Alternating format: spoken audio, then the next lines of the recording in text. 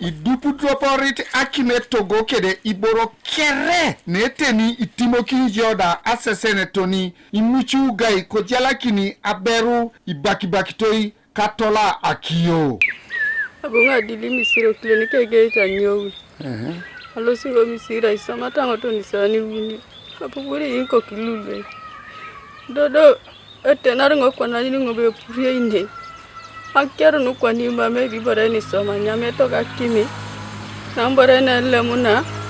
Isirigin no apugana nyama Akimi. Nambore na lemuna raidi dopet. Akima nyama rtoni gwani koku. Bami bore na lemuna tona tikini do ekere. Nambore na lemuna saraidi dopet. Ya bebera bagnar bikidoriga kato kuna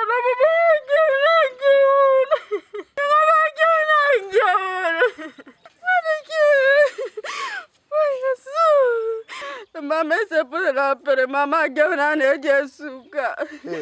Gwere da chebere boy na kingo. Akuto dongo ti apugani beri ngara kingoda.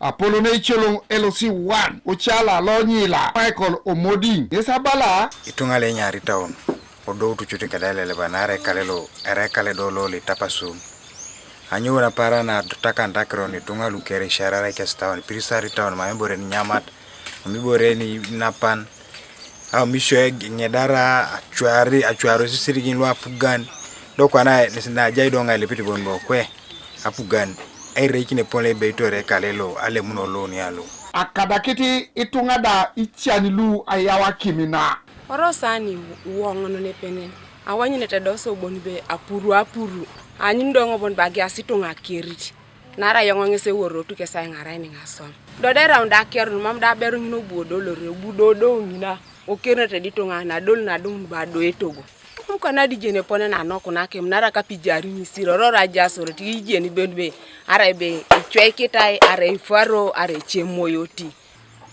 tamti sa kerun beti adie kuni boro ko nyapo sa dum to be adaki me kamere togo kere ali pakabalango be ti lojo ka taw lomuti ngara kisi aja ngoda iboka chok aga nyina nyin ba puru titi moy do ngaka ni bata na re wuta ta ni to gango enle jato na ja dikine ko to do ba to manyam buike koko keru yeni pese woro unsobe katongo poti ngara se ngoda no ketogo sa keru no adumunu be no ketogo kere mepone li lo martes to mara do sa bua una bo nara e giriando kwa ne kai kere Apollo ne somero lo onyede primary Paul agoda awuki lo idunya sere lo nyesi abala ebunibere nyesi apalikine kalelo atukota pero eroko epupono kini enge podi anyuni ngaro smura nini amteje chama sebere o oje ki do berata atukota do pe kwan ko bere ne ko na kene ngasa ko kene kai ni piti ni